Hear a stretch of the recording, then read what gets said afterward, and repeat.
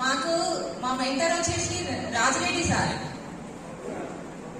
నా వెస్టేజ్ లో నా ఫస్ట్ చెక్ వచ్చేసి 256 రూపాయలు, ఫైనల్ చెక్ 5016. నేను వెస్టేజ్ ఒక పార్ట్ టైం గానే చేస్తున్నానండి, ఎందుకంటే నేను గవర్నమెంట్ టీచర్ని.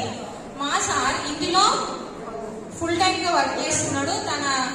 తను నా అంబిషన్ ఏంటంటే నన్ను నమ్మొచ్చిన నా డౌన్ లైన్లకి ఈ ఇయర్ కల్లా ఒక 10,000